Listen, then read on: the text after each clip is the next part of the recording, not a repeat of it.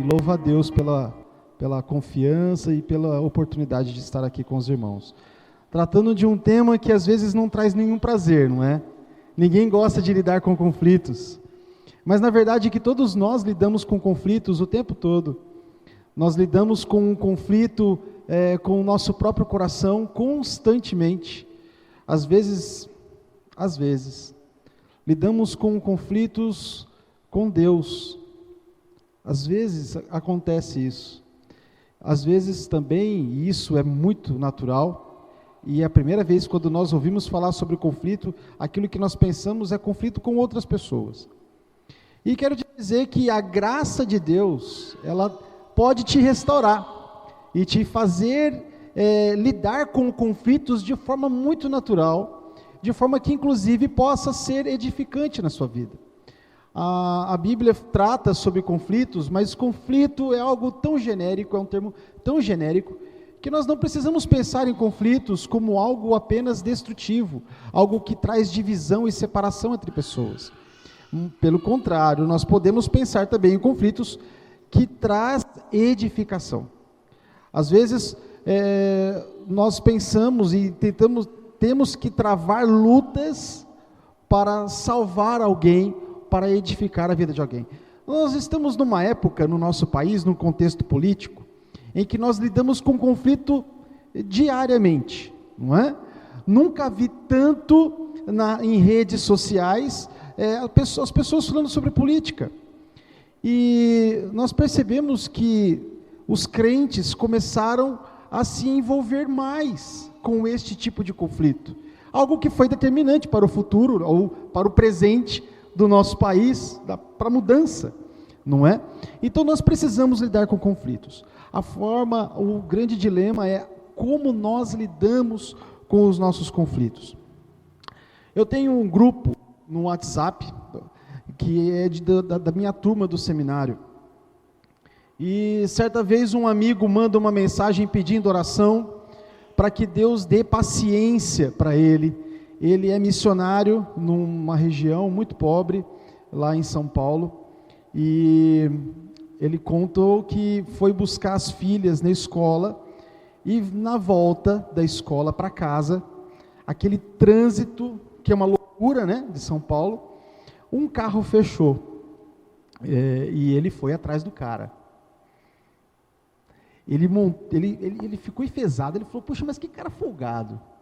E ele foi atrás do outro motorista, ele fechou o outro motorista, ao ponto que os dois saíram do carro. E ele começou a discutir com a forma que aquele homem estava dirigindo no trânsito. De repente ele olha para dentro do carro, e ele vê as duas filhas, assustadas, olhando para ele, como nunca tinham olhado, e uma disse, papai, e ele disse que aquela hora deu vontade de chorar, de vergonha.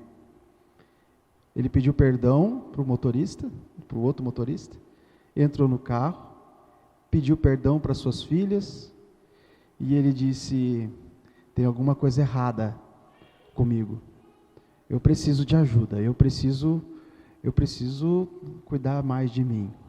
Então ele pede oração, mas é algo que realmente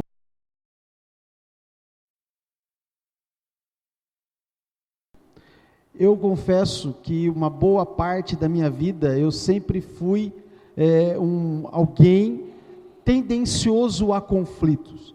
Nós temos, né, eu vim também do mundo jurídico, o litigante, né, o cara que tudo ele faz entra em contendas, ele está pronto para qualquer batalha, para qualquer briga. Eu era este. E Deus me salvou dessa situação, Deus me transformou.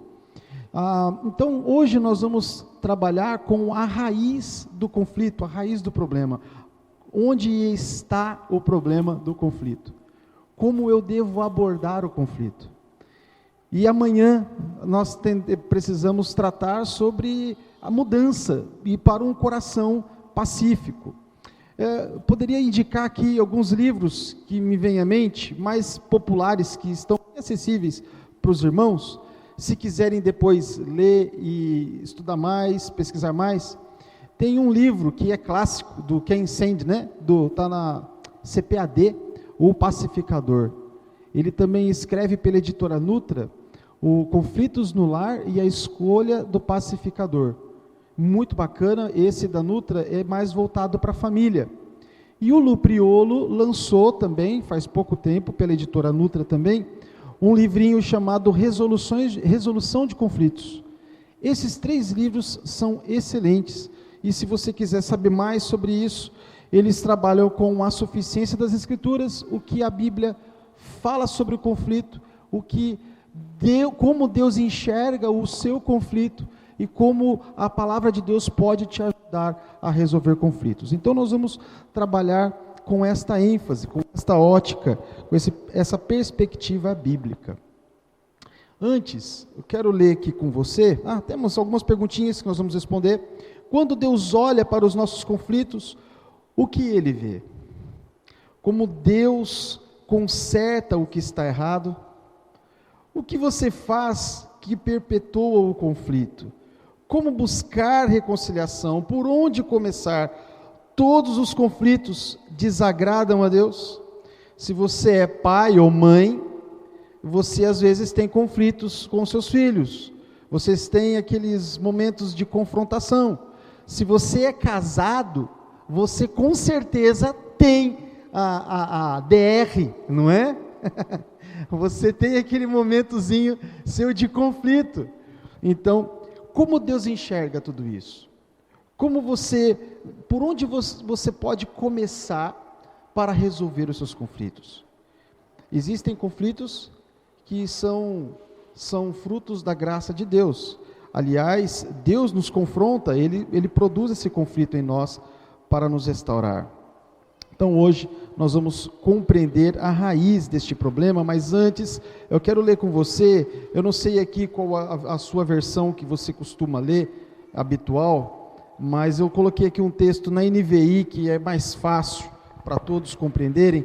Em Mateus 15:19, Jesus mostra o que tem no coração do homem. Ele diz assim: pois do coração saem os maus pensamentos, os homicídios, os adultérios, as imoralidades sexuais, os roubos, os falsos testemunhos e as calúnias.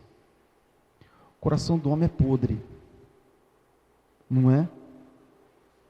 Alguns, para tentar ajudar alguém, para aconselhar alguém, dão aqui um conselho que parece que não é muito sábio. O que o seu coração diz? Escute o seu coração. Você costuma ouvir isso entre adolescentes, aconselhando sobre namorado ou namorada, não é? Qual decisão devo tomar? O que o seu coração diz? Jesus dá uma resposta. Ele confrontando aqui aqueles fariseus com relação a costumes legalistas, ele expõe o coração do homem. Então a nossa perspectiva aqui não é olhar para o comportamento. Quais são as técnicas, quais são as estratégias que eu devo tomar para resolver os meus conflitos? Eu devo evitar, eu devo falar, eu devo fugir de alguma situação? Não, eu devo realmente confrontar. Como fazer isto? Nós não vamos fazer aqui ver algumas técnicas sobre tom de voz, sobre leitura corporal. Nós não vamos fazer nada disso. Nós vamos olhar para aquilo que a Bíblia diz sobre o conflito. Mas a Bíblia começa mostrando para nós, aliás, nós lemos aqui um texto, falando da situação que o homem está em relação ao seu pecado, distante de Deus. E aqui Jesus mostra que o coração do homem não é algo que tenha algo de bom, mas é um coração podre, que pode ser mudado, que pode ser restaurado. Pela graça, pode ser levado a estar cada vez mais parecido com o Senhor Jesus. Agora também sabemos que Deus, pela sua graça comum a todos os homens, Ele não permite que o caos se instaure no planeta. Então, não sei aqui se todos são da igreja, se tem algum visitante em busca de respostas para os seus conflitos, mas se você tenta resolver o seu conflito independente de Deus, isso é algo impossível. Porque querendo você ou não, querendo você resolver a sua maneira ou não, Deus não perde o controle de nada. Então, todas essas negociações que nós assistimos em jornais ou por redes sociais, em relação a acordos de paz entre países, quando nós vemos alguma região que poderia ter tudo para poder instaurar o caos, mas de repente tem um foco ali, ou alguém sendo usado para manter a paz, podemos ter a certeza de que Deus está em todos estes planos. Na sua graça comum a todos os homens, Deus não permite que o caos se instaure. Então Ele não permite que as piores consequências dos conflitos entre os homens possam ocorrer. Mas, até em algumas situações, como de guerras, como de perseguição, nós percebemos que existe um propósito de Deus também em meio a esses conflitos. Nós olhamos para o livro de Atos, e quando nós enxergamos ali, nós lemos e visualizamos a igreja do Senhor Jesus sendo perseguida. Veja, é a igreja do Senhor Jesus, é o Deus encarnado, o Salvador, que veio resgatar os seus. Ele é o Salvador, mas os seus discípulos, os seus seguidores, seus filhos, foram perseguidos, e alguns perseguidos até a morte. Nós percebemos ali, lendo todo o livro de Atos, o propósito de Deus na redenção, por meio destes irmãos que sofreram até a morte, em conflitos sangrentos. Existem, aqueles, quando nós olhamos para os pais da igreja, na história da igreja, alguém disse que sangue de cristão era igual semente, quanto mais se derramava, mais nascia cristão, algo do tipo. Então, até mesmo na perseguição da igreja, nós vemos a expansão do cristianismo. Deus é um Deus soberano, Deus é um Deus que tem domínio de todas as coisas, de cada detalhe na história e em toda a criação. Não existe autonomia, independência de Deus, não existe. Então os conflitos, eles estão todos debaixo dos olhos de Deus. Deus enxerga os conflitos que travamos. Agora, como Deus avalia os nossos conflitos? Como que a palavra de Deus revelada diz sobre os conflitos que travamos? Quais são as suas orientações? Isso é que nós vamos ver. Eu me lembro de quando criança, adolescente, eu tive alguns problemas por conta do ministério do meu pai. Meu pai teve um período que meu pai também é pastor, para quem não sabe, pastor Celso Buzo, da Igreja Batista Jardim Progresso. Aliás, eu não me apresentei, sou de Bebedouro. E eu me lembro de uma fase muito difícil no ministério do meu pai. Uma fase onde ele teve que travar alguns conflitos terríveis dentro da igreja e com alguns colegas de ministério na denominação. Foi algo que para mim foi muito ruim. Foi terrível. E eu me lembro, inclusive, no meu concílio, quando o pastor perguntou sobre a minha chamada, e eu disse que eu cheguei a desejar nunca ser pastor, por causa dos conflitos que eu assisti. Infelizmente, até mesmo dentro da igreja, nós vemos conflitos terríveis sendo travados. Na própria igreja do Senhor Jesus. Como lidar com eles? Eu quero então que você acompanhe também comigo agora a leitura de Hebreus 4, 12, 13. Diz assim: pois a palavra de Deus é viva e eficaz, e mais afiada que qualquer espada de 2 gumes. Ela penetra ao ponto de dividir alma e espírito, juntas e medulas, e julga os pensamentos e intenções do coração. Nada em toda a criação está oculto aos olhos de Deus. Tudo está descoberto e exposto diante dos olhos daquele a quem havemos de prestar contas. Veja, Deus sonda o nosso coração. Pela palavra de Deus, Ele discerne os nossos pensamentos. Mais que isto, tudo está exposto diante dos seus olhos. E no momento certo, prestaremos conta. Tudo. Tudo. Qualquer circunstância, qualquer motivação, qualquer desejo, qualquer pensamento. Tudo. Todas as coisas. Uma hora vai chegar o tempo em que virá a luz. Agora a palavra de Deus, ela é suficiente para resolver conflitos? Eu me lembro de uma situação, eu fiz direito antes de fazer teologia, e eu tinha que cumprir uma carga horária de estágio, que era obrigatório, e tinha um núcleo jurídico na faculdade, e eu tinha que auxiliar algumas situações de conciliação. E eu me lembro que foi lá 2 homens, e eles compraram em sociedade um caminhão. E um deles não pagou.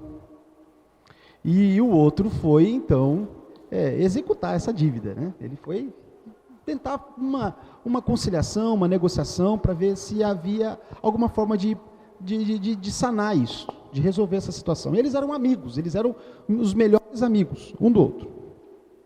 E eu me lembro que no meio da discussão, eles começaram a se exaltar, só tinha mulheres na sala. E quando eu percebi, eu estava em pé falando mais alto que os dois, e os dois ficaram quietos e sentaram.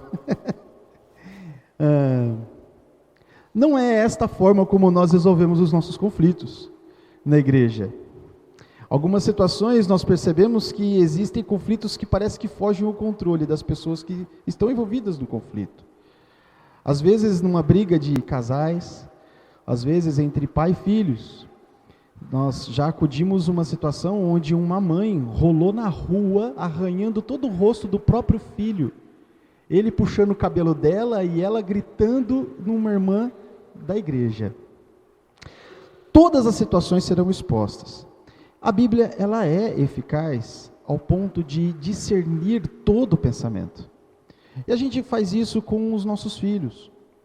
Eu me lembro que no final de semana passado, eu vi o meu filho num pega com o primo.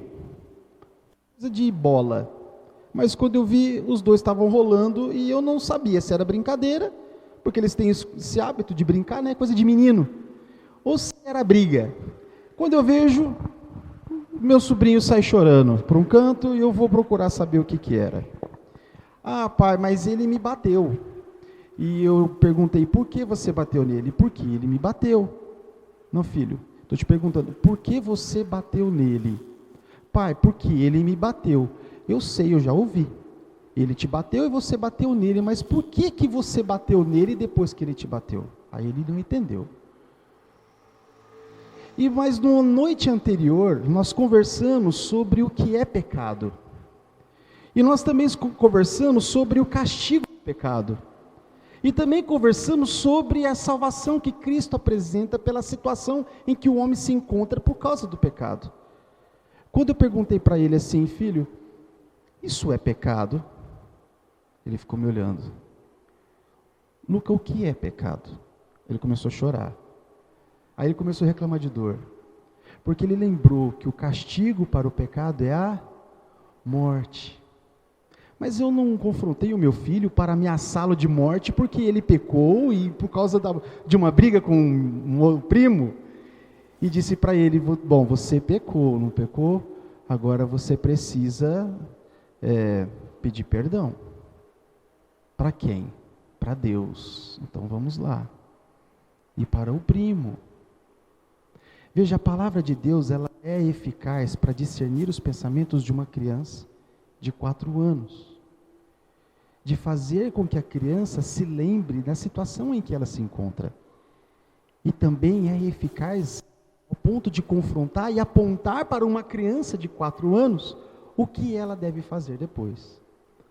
Os conflitos, quando eles são avaliados pela palavra de Deus, são tratados pela palavra de Deus, eu posso te dizer com toda segurança, são conflitos bem resolvidos.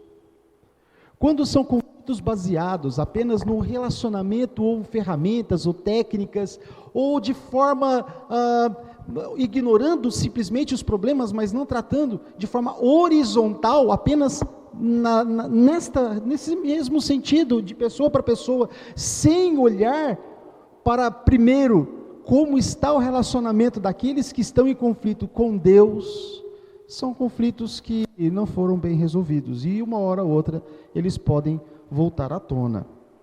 Então, primeiro, nós precisamos olhar para a palavra de Deus, e eu quero pedir para que você abra lá em Tiago, capítulo 3, esse texto é maravilhoso. A Bíblia trata de conflitos de Gênesis e Apocalipse. Eu me lembro que eu fui fazer um estágio uma vez, no Amazonas, e me levaram, eu e um amigo meu, para uma região turística, não me lembro agora o nome, lá em Manaus, muito bonita inclusive, e nós éramos seminaristas, e tinha uma moça, uma mulher, uma morena alta, e tinha um homem, um marido, um gringo, um americano, mas aquele tipo de homem que você nunca viu o tamanho dele no Brasil. Alto, forte, de forma que não tinha como, você reparava nele. E ela perguntou para a gente, de onde a gente era, conversando, nós falamos, somos seminaristas. Ah, vocês vão ser padres? Não, nós somos crentes, nós somos batistas, e nós estamos fazendo seminário. Ela não sabia, mas ela falou que o marido é metodista. E ela falou que uma vez ela leu toda a Bíblia, e ela tem medo da Bíblia. Por que tem medo da Bíblia? Porque Apocalipse é um livro de guerra, e me dá medo. Aí, até explicar para ela que na verdade Apocalipse revela a Jesus Cristo, né? É a obra final do Senhor Jesus. Então, o livro, a Bíblia é um livro que trata, é a palavra de Deus, que trata de conflitos de Gênesis a Apocalipse. Mas eu vejo que em Tiago, nós vemos ele tratando de conflito de forma como ele olha para a situação, mas depois ele olha de forma mais profunda, ele enxerga lá dentro, na raiz do problema, ou no coração do homem, e é isso que nós vamos ver esta noite.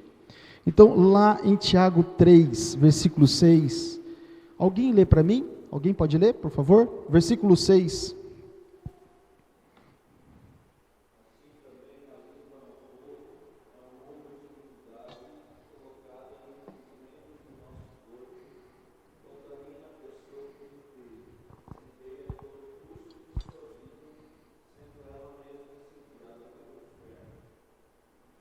Ok.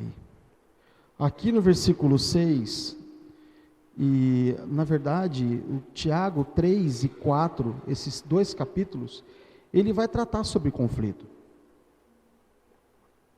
Mas nós percebemos aqui nesse versículo 6, que Tiago, ele vai falar de algo que inicia o problema do conflito. E esse problema é a bendita língua, não é? E que ele coloca aqui como uma faísca incontrolável, não é mesmo? Aqui está o texto aqui.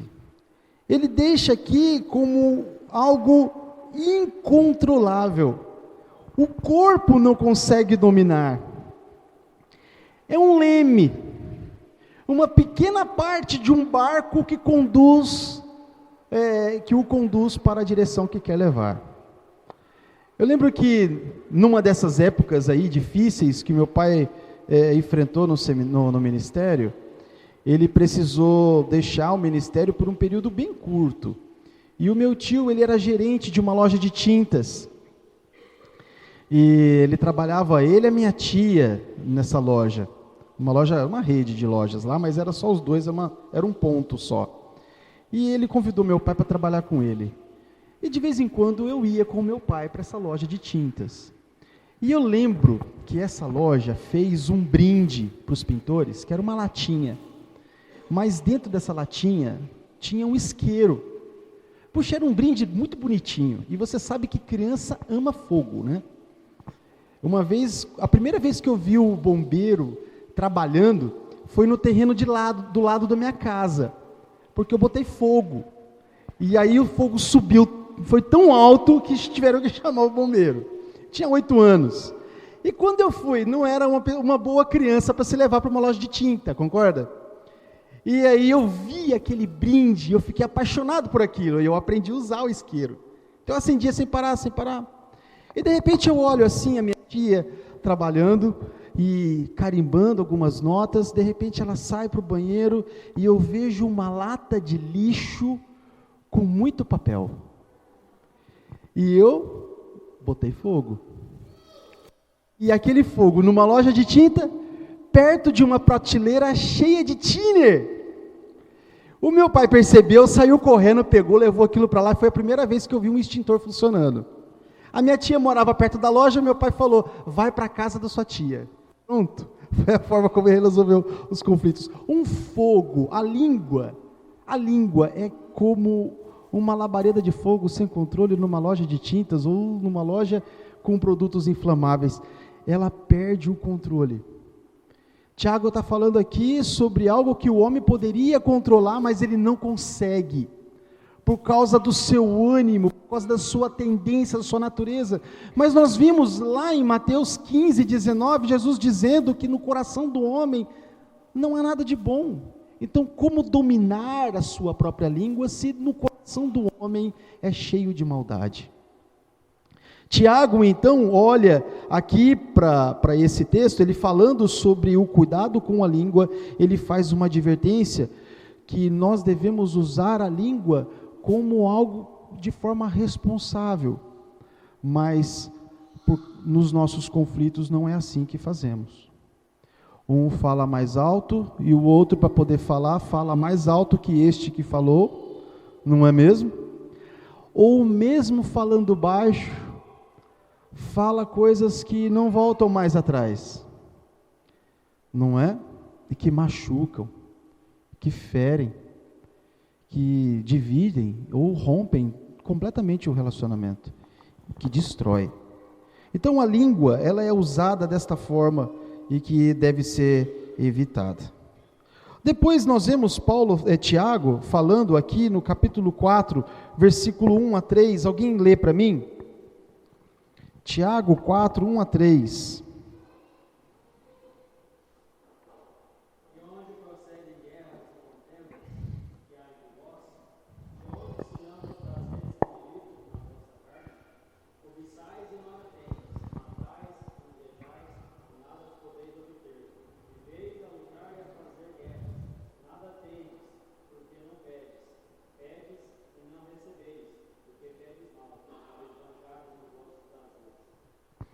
Por que contendemos?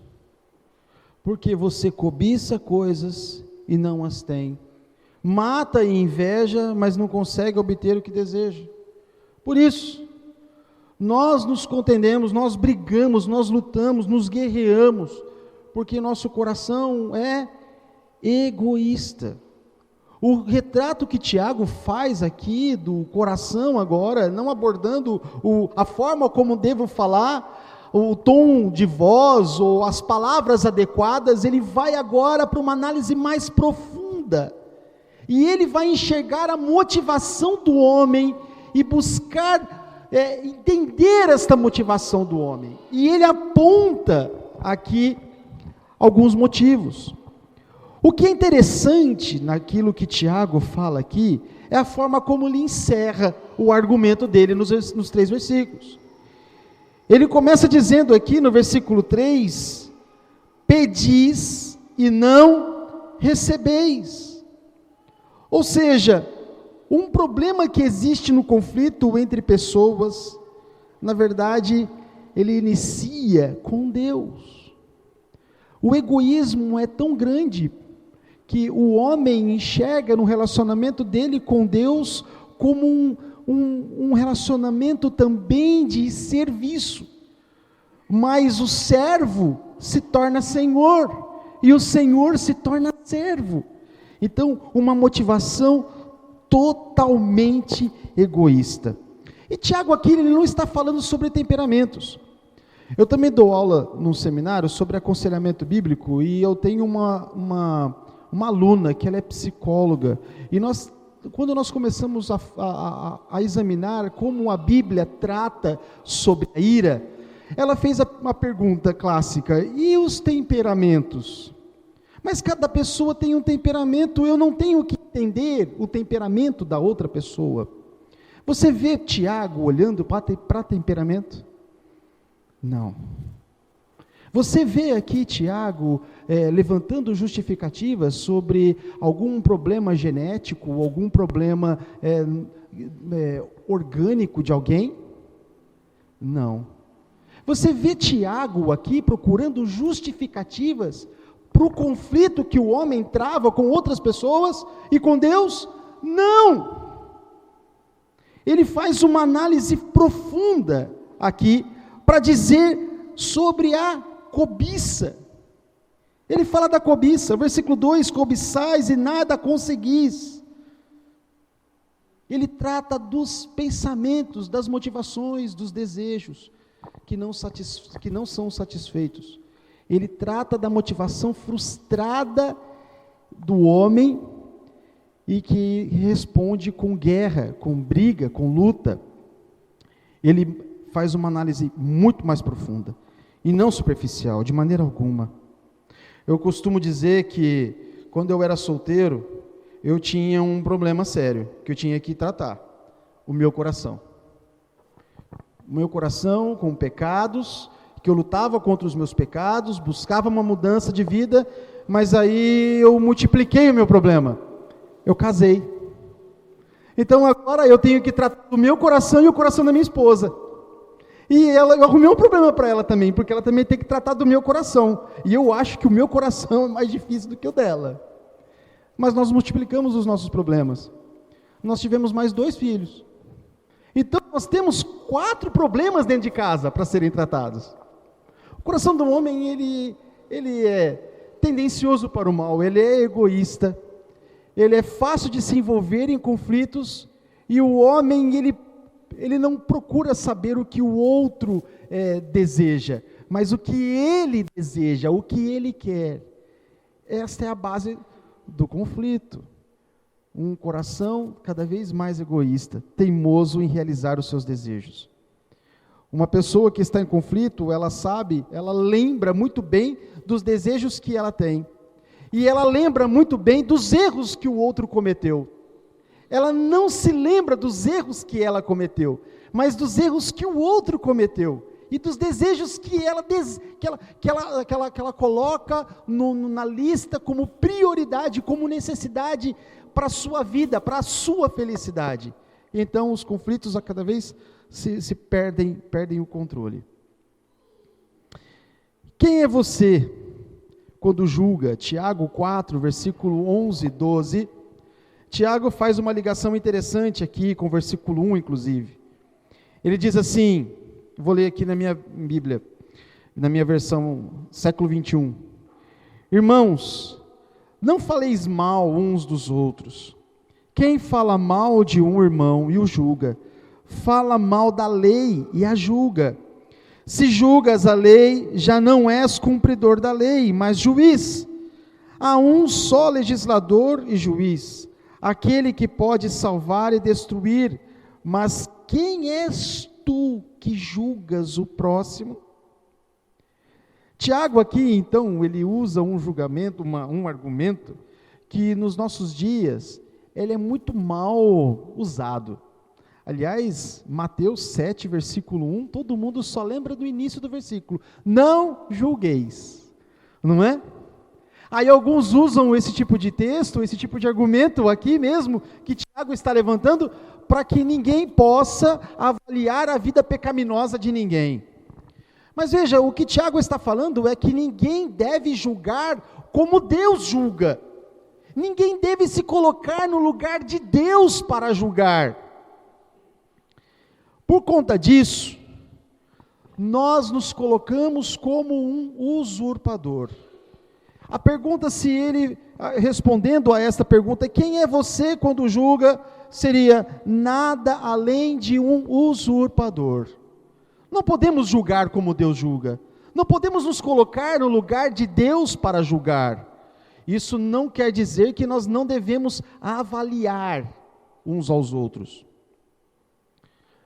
É interessante, algumas expressões no grego para exortação, confrontação, para o aconselhar, para o instruir. Algumas delas, por exemplo, a expressão nutetel, tem a ver com uma confrontação direta. Mostrar o que está errado. Agora, para você mostrar o que há de errado na vida da pessoa, você precisa fazer um julgamento. É algo natural. E fazer esta avaliação, este julgamento, isto é algo natural e essencial para qualquer ser humano. Aliás, é o que nos salva deste convívio pecaminoso com certas pessoas. Se você é pai aí de uma menina, adolescente, quando vem um interesseiro na sua filha, você não faz nenhum julgamento? É óbvio que faz. Deve fazer. Deve fazer um julgamento adequado. Mas não é esse tipo de julgamento, esse tipo de avaliação que Tiago está tratando aqui. Ele está tratando aqui de um julgamento maldoso. Aquele julgamento que as pessoas fazem em meio ao conflito, em que aquele que julga, ele se vê como um Deus que julga e castiga, que pune, que dá a condenação. Aquele que não tolera certos comportamentos, aquele que não tolera certas atitudes, ou até mesmo aquele que avalia a motivação do coração de outras pessoas. Ele se acha suficiente para isso. Tiago não faz isso, ele não faz este julgamento, e ele faz aqui um alerta para que possamos ter cuidado na questão do julgamento. O Ken Sande, lá daquele livrinho, o Conflitos no Lar e a Escolha do Pacificador, ele traz um diagrama para a gente, eu não sei aqui se alguém já leu esse livro, ele é fantástico, muito bom, e ele é advogado, conselheiro bíblico, então ele trabalha com a Bíblia e de um aspecto prático, muito didático, para trabalhar com a resolução de conflitos. E tem um diagrama que ele traz para a gente, que fala sobre o terreno escorregadio do conflito. De um lado, ele aponta aqui para nós, aqui. Do lado esquerdo, ele aponta um terreno escorregadio. Num conflito, vamos supor que nós estamos avaliando um casal. Um dos cônjuges está nesta ponta do terreno escorregadio, ok? Está tremendo tudo. O conflito está lá no PowerPoint também. Desse lado, nós vemos aqui uma pessoa com reações evasivas. Ela começa negando, ela foge, ou ela nega que exista um conflito entre o casal. Quando o outro cônjuge vai confrontá-lo, vai tratar deste problema, ele simplesmente nega. Na verdade, ele pode ter vários motivos, a sua negação. Talvez porque ele quer ter ali um relacionamento íntimo com seu cônjuge, então ele não quer tratar disso. Ele quer aquele relacionamento naquele dia, naquela noite, de todo jeito, então ele não quer tratar de nenhum problema em casa, de nenhuma falta dele, por exemplo, o marido com relação à esposa. Ele quer porque quer aquele relacionamento, ele não negocia, ele não quer se desfazer do seu desejo, então ele nega que exista algum problema porque vai atrapalhar a sua noite. Existe outra situação, onde ele simplesmente foge.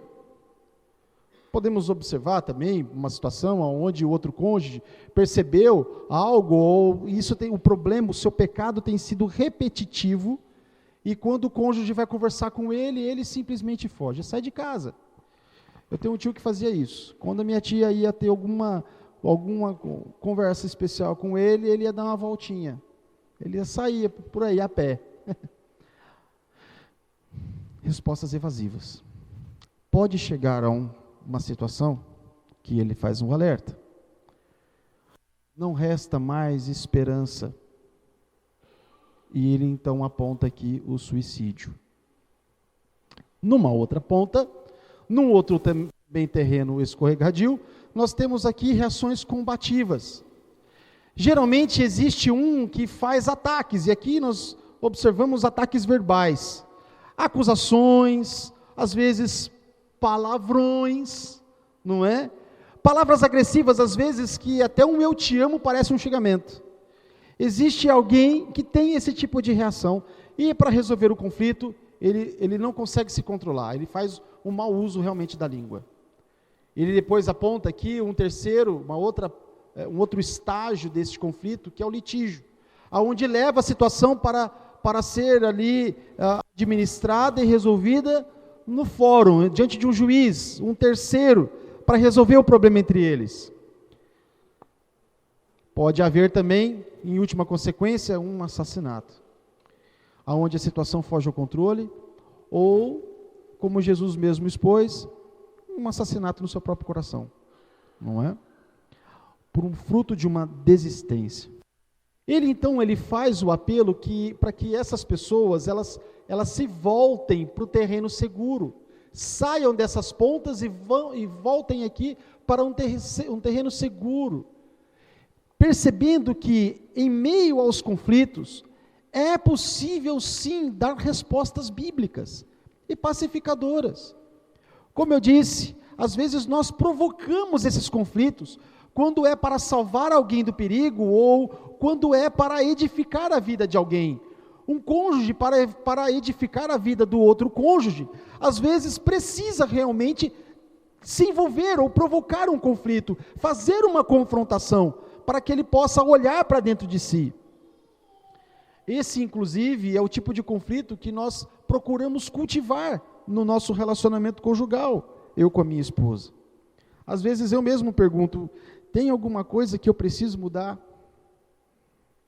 Geralmente sou eu que pergunto mais sobre isso. Às vezes numa situação, até mesmo em trânsito, eu me lembro aqui de uma situação onde eu vi um carro fazendo só isso aqui lá atrás, passando de todos os lados, e estava uma situação que tinha uma fila, o trânsito estava difícil de andar, e de repente eu dou uma esticadinha com o meu carro e coloco para o lado direito, e dou uma buzinadinha. Era uma moça. E a minha esposa falou assim, você viu o que você fez? Eu falei assim, mas você viu? Que folgada!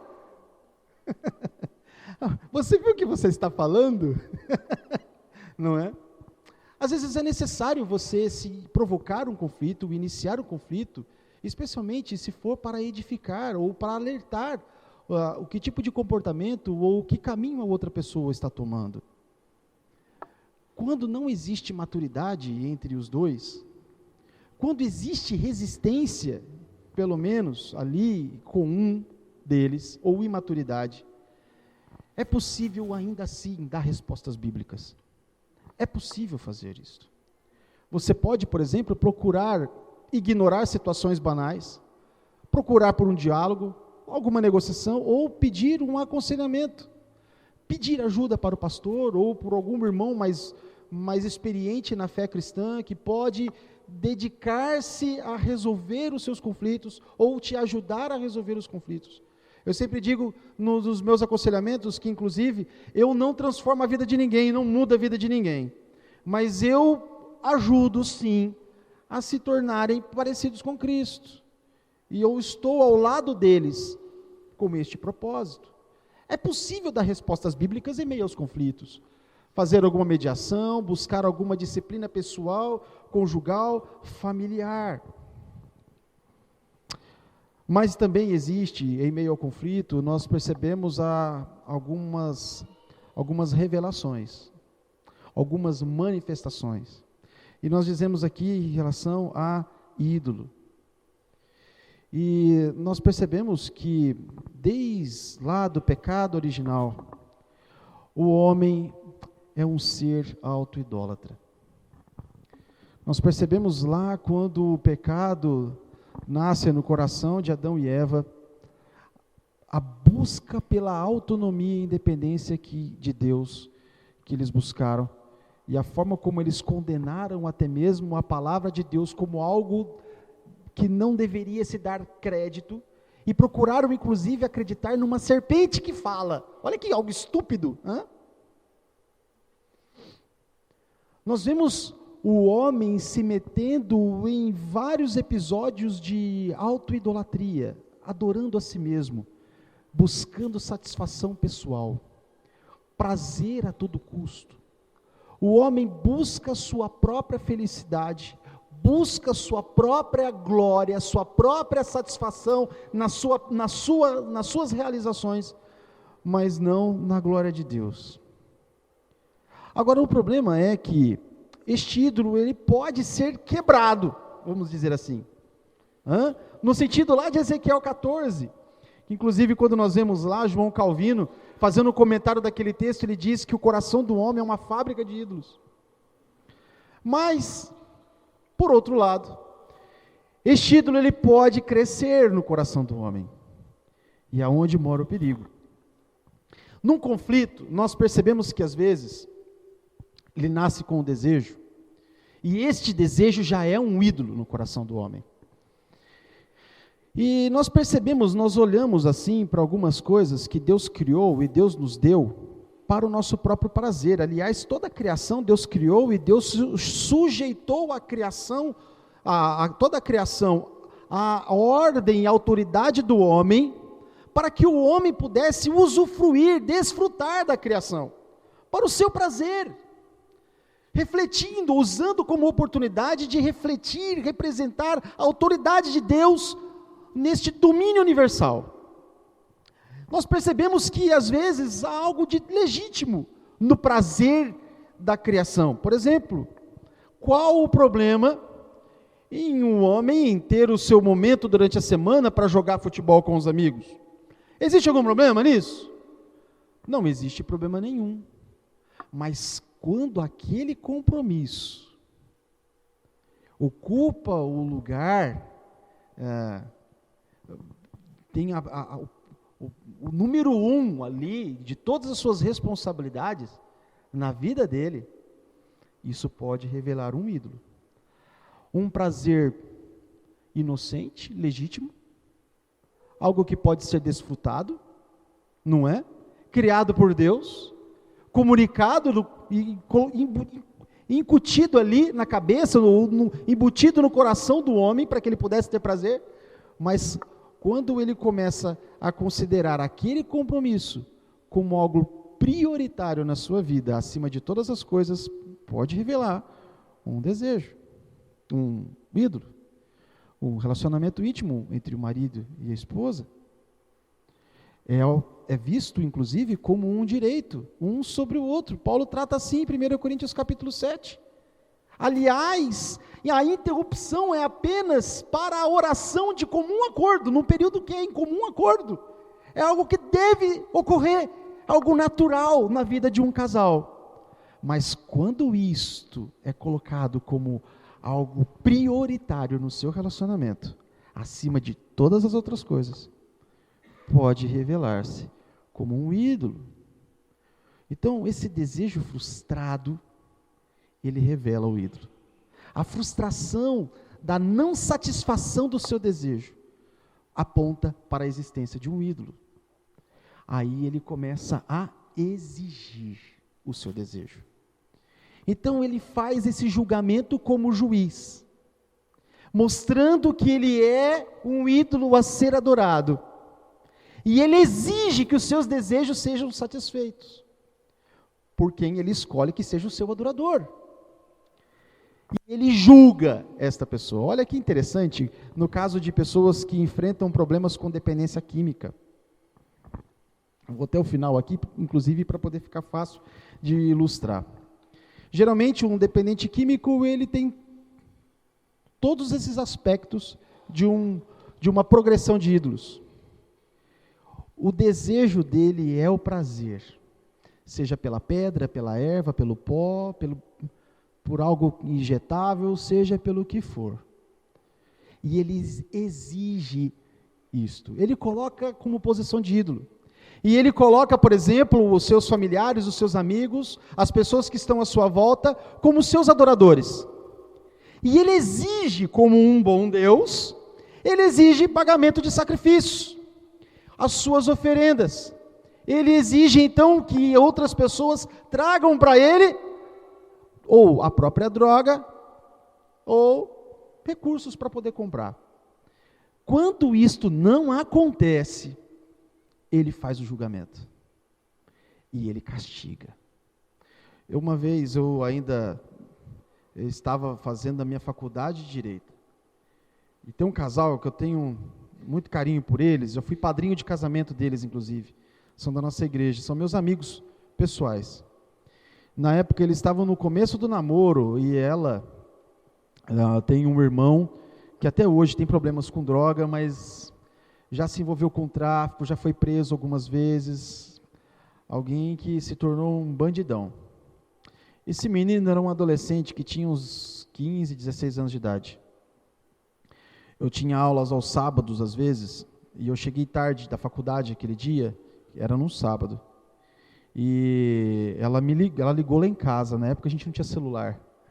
Ela ligou lá em casa e pediu para minha mãe me avisar que era urgente, que se na hora que eu chegasse para eu ligar para ela. Aí eu liguei, ela estava chorando, desesperada. E ela pediu para eu ir lá na casa dela. Não estava achando o namorado, amigo meu. Quando eu cheguei, eu nunca vi uma cena como aquela. A casa toda destruída. Toda destruída. Esse menino, ele tinha ele roubava motos de policiais, ele perdeu a noção da própria segurança da vida. Ele perdeu até o temor da própria vida, né, da morte, melhor dizendo. E ele roubou algo grande. E ele escondeu dentro de casa. E um irmão mais velho, que jogava capoeira forte, pegou e escondeu isso, para devolver para a pessoa que ele tinha roubado. Esse menino ficou numa fúria, ele estava em estado de abstinência, de crack. Ele bateu até na mãe. Eu nunca vi algo daquele tipo. Todo mundo muito machucado. O irmão, que era mais forte do que ele, com raiva, quebrou o pé na parede para não bater nele. Algo terrível. Ele fez isso. Ele tinha um desejo no seu coração. O prazer. Ele exigiu o pagamento da oferenda, porque ele se considerava Deus. Tomaram dele isso. Ele fez então o julgamento e deu o castigo, de forma física. Triste isso. Mas não precisamos ir para um extremo como esse. Às vezes, num casamento, isto acontece, com maior ou menor proporção. Relacionamento entre irmãos, na igreja, entre pastores. O coração do homem é enganoso e desesperadamente corrupto. Jeremias 17:9 diz. Ele é mau. Precisamos controlá-lo. Precisamos dominá-lo. E isso só é possível ser feito se for por meio da graça, por meio do poder do Espírito na instrumentalização das Escrituras. Tiago 4, versículos 6 a 10, ele apresenta algo que nos traz alívio.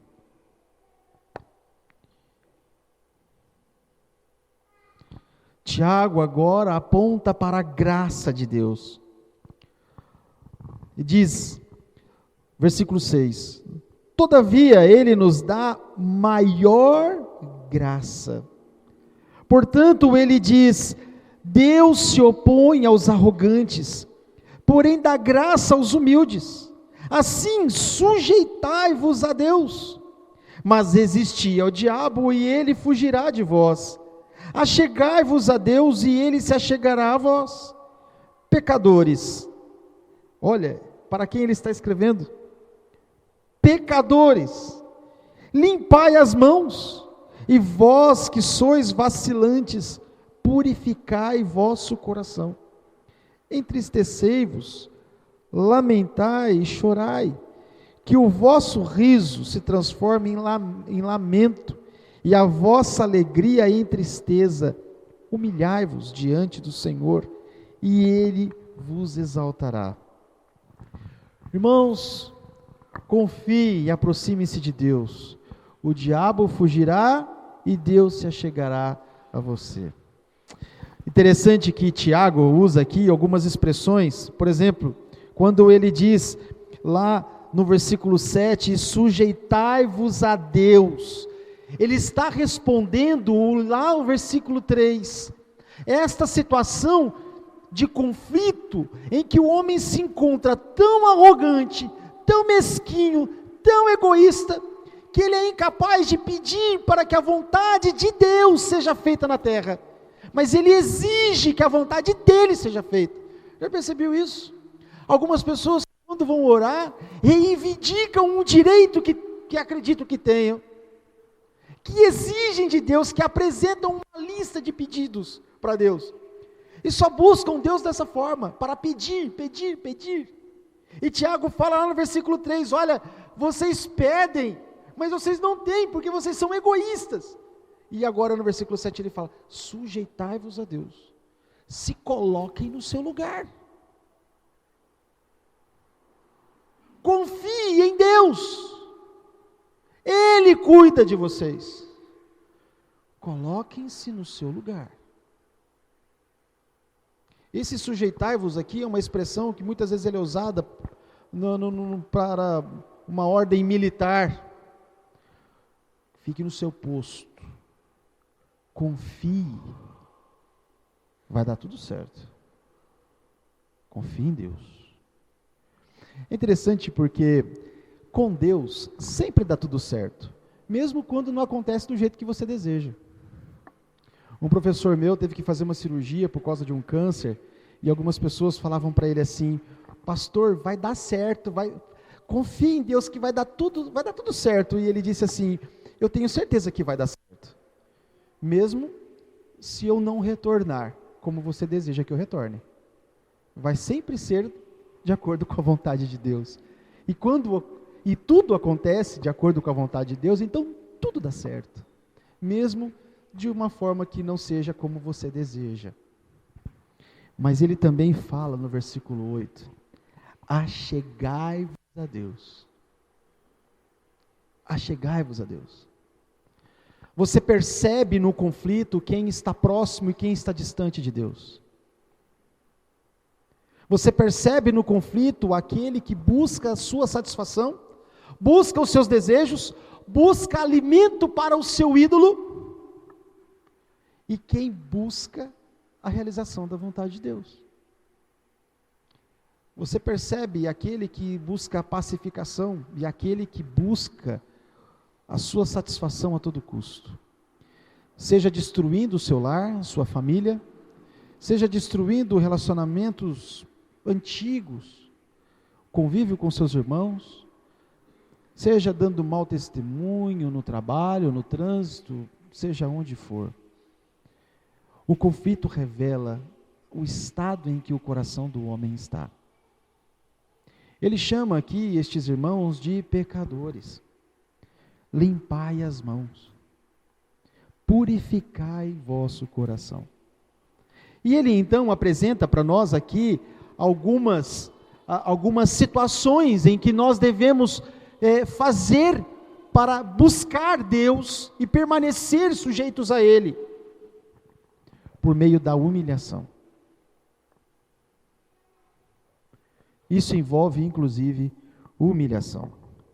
Humilhação diante de Deus, humilhação diante dos outros, não buscando os seus desejos, as suas realizações, mas buscando aquilo que Ele sim deseja para nós. Em Mateus 7, lá quando Jesus fala sobre o julgamento não adequado, Ele mostra como Deus usará o padrão de julgamento, a forma como nós julgamos outras pessoas. Este é o padrão. Se olharmos para Mateus 7, versículo 2, e olharmos para aquilo que ele fala lá no capítulo 6, versículo 14 e 15, nós vemos Jesus instruindo que da mesma forma como julgamos os outros, é esta a forma como seremos julgados. Gálatas 6, versículo 1 e 2, Paulo fala para que façamos uma confrontação, mas uma confrontação amorosa, humilde, tomando cuidado para que um dia nós também não possamos cair, não é? Começamos falando sobre conflitos, analisamos a raiz do conflito, um coração podre, doente, mas não totalmente incurável. Encerramos aqui com Tiago trazendo a cura, o remédio para o coração, a graça de Deus. Se você veio em busca de resolução ou de uma solução para o conflito que você enfrenta, seja ele temporário, momentâneo, de algum tempo para cá, ou seja ele há muito tempo, saiba que a graça de Deus pode transformar a sua vida. A graça de Deus. Confie no Senhor. Confie nele. Se achegue a Ele. E tudo, com certeza, vai terminar bem, mesmo se não for da forma como você espera. Eu acredito que aqueles irmãos que morreram pregando o Evangelho, os nossos primeiros irmãos na história, logo depois da assunção do Senhor Jesus, e sabiam que iam morrer, e mesmo assim davam as suas vidas, derramando o seu próprio sangue, para comunicar o Evangelho a outras pessoas distantes. Eles não se preocupavam com paz,